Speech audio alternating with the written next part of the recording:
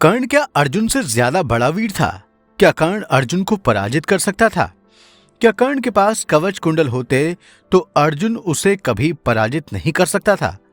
दोस्तों, ऐसे बहुत सारे वीडियोस आपने देखे होंगे जिसमें कर्ण को अर्जुन से कई गुना ज्यादा शक्तिशाली योद्धा बताया जाता रहा है।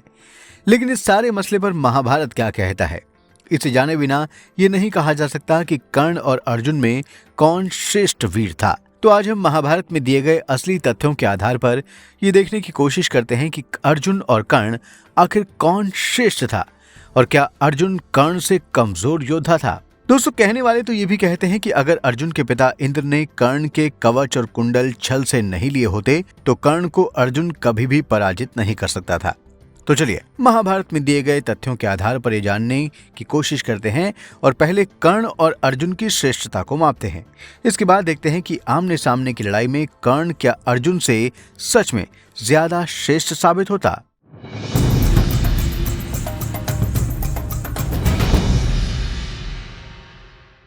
पहले बात करते हैं दोनों की शक्तियों की। तो ये बात जरूर सच है कि कर्ण के पास जन्म से ही दिव्य कवच और कुंडल थे जो उनके पिता सूर्य ने उन्हें प्रदान किए थे।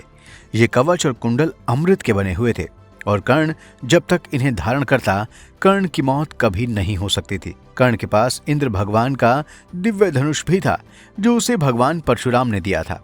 इस दिव्य धनुष, जिसका नाम विजय धनुष था, उससे किसी भी दिव्यास्त्र को छोड़ा जा सकता था और इससे चलने वाले बाणों का कोई मुकाबला नहीं कर सकता था। कर्ण के पास भगवान परशुराम के दिए दिव्यास्त्र भी थे जो अमोघ थे। जब इंद्र ने कर्ण से कवच कुंडल ले लिया था तो भी कर्ण को इंद्र ने इसके बदले अमोघ शक्ति दी थी जिसे चलाने से वो किसी भी योद्धा का वध कर सकता था, फिर चाहे सामने अर्जुन ही क्यों ना हो। अब बात करते हैं अर्जुन की शक्तियों की। तो अर्जुन के पास जन्म से कोई भी दिव्य कवच और कुंडल नहीं थे।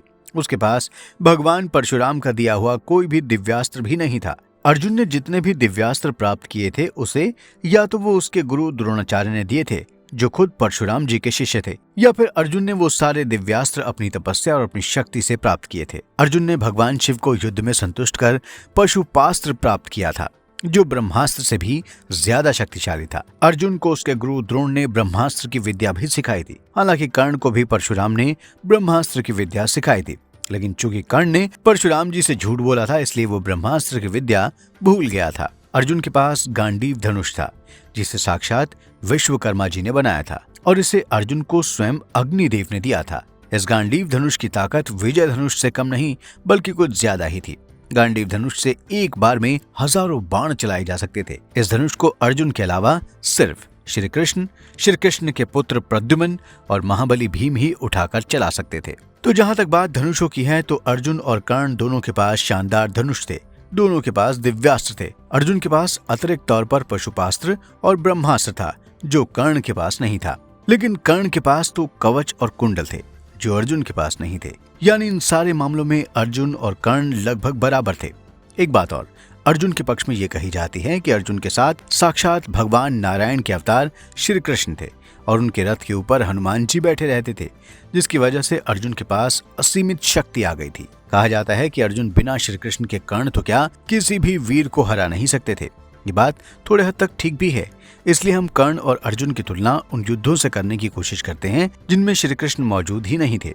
तो सबसे पहले बात करते हैं गुरु द्रोणाचार्य के दुश्मन द्रुपद के साथ हुए कर्ण और अर्जुन के युद्ध की। जैसा कि आप जानते हैं कि द्रोणाचार्य ने अपने शिष्यों से यही गुरुदक्षिणा मांगी थी कि वो द्रुपद को पराजित कर कैद कर उनके सम्मुख लाएं।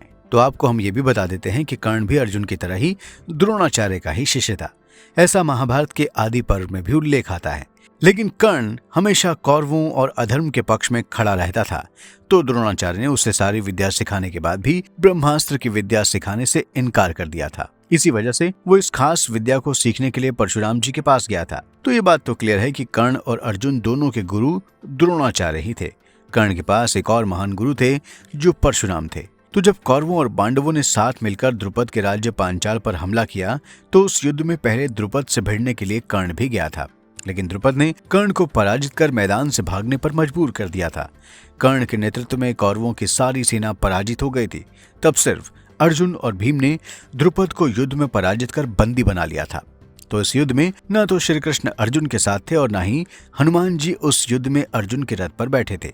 और न ही उस वक्त तक अर्जुन के पास गांडीव धनुष ही था। इसलिए इस युद्ध में अर्जुन कर्ण से श्रेष्ठ योद्धा साबित हुआ। एक दूसरे युद्ध की बात करते हैं जो गंधर्व और चित्ररथ के साथ कर्ण और अर्जुन के अलग अलग समयों में हुआ था। हुआ यह था कि जब पांडव वन में थे तो दुर्योधन पांडवों को चिढ़ाने के लिए वन गया था, जहां गंधर्व चित्ररथ ने दुर्योधन को बंदी बना लिया था और कर्ण को युद्ध में पराजित कर भागने के लिए मजबूर कर दिया था। इसके बाद दुर्योधन को चित्ररथ की कैद से छुड़ाने के लिए युधिष्ठिर ने अर्जुन को भेजा तो अर्जुन ने अकेले ही सारी गंधर्वों की सेना को पराजित कर दिया और चित्ररथ को भी हरा दिया था।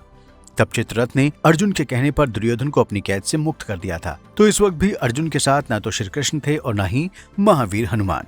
हाँ, उसके पास गांडीव धनुष उस वक्त तक आ चुका था। तो यहाँ भी अर्जुन कर्ण से श्रेष्ठ साबित हुआ। अब तीसरे युद्ध की बात करते हैं जिसमें अर्जुन ने अकेले ही कर्ण समेत भीष्म पितामह, द्रोण और सारी कौरवों की सेना को पराजित कर दिया था। ये प्रसंग उस वक्त का है जब पांडव अज्ञातवास में थे और अर्जुन स्त्री वेश में वृहनला के रूप में विराट के राजा के यहाँ पे मौजूद थे। उस वक्त जब दुर्योधन को यह भनक लग गई कि विराट के सेनापति का वध भीम ने किया है तो उसने कौरवों की सेना लेकर विराट के राज्य पर हमला कर दिया। तब वेश बदलकर खुद अर्जुन युद्ध के मैदान में उतरे और उन्होंने न केवल कर्ण को युद्ध के मैदान से भागने पर मजबूर किया बल्कि भीष्म और द्रोणाचार्य को भी पराजित कर दिया। तो यहाँ भी अर्जुन के साथ न तो श्री कृष्ण थे और न ही महावीर हनुमान जी। अब चलते हैं महाभारत के युद्ध के प्रसंगों में।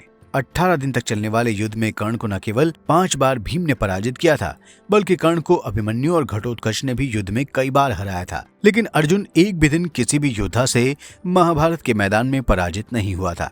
अर्जुन महाभारत का इकलौता योद्धा था जिसने न केवल कर्ण पर विजय हासिल की थी बल्कि उसने देवताओं को भी युद्ध में पराजित किया था और उन निवात कवच देवताओं को भी अपने बाणों से मार डाला था जिन्हें देवता भी पराजित नहीं कर सके थे। आखिरी बात कि जब अर्जुन इतना बड़ा वीर था तो इंद्र ने कर्ण के कवच कुंडल छल से क्यों लिए थे? तो इसका जवाब यही है कि अर्जुन कर्ण को युद्ध में पराजित तो कर सकता था और उसने ऐसा कई बार किया भी था, लेकिन कर्ण के पास जब तक अमृत के बने कवच और कुंडल थे उसकी मृत्यु नहीं हो सकती थी। दूसरे कर्ण अधर्म के साथ खड़ा था। अगर कर्ण सिर्फ अर्जुन से पराजित होता रहता और मारा नहीं जाता तो कर्ण कौरवों की हार के बाद भी फिर से कौरवों की सेना को खड़ा कर लेता और युद्ध का अंत कभी नहीं होता और न ही धर्म की स्थापना होती। यही वजह है कि इंद्र ने कर्ण से कवच और कुंडल दान में मांग लिए, क्योंकि महाभारत का उद्देश्य ही धर्म की विजय था। कर्ण को पराजित तो अर्जुन ने कई बार किया ही था। तो दोस्तों, उम्मीद है कि आपको हमारा वीडियो पसंद आया होगा। आपसे निवेदन है कि आप हमारे इस वीडियो को जरूर लाइक करें और हमारे चैनल को भी सब्सक्राइब करें। धन्यवाद।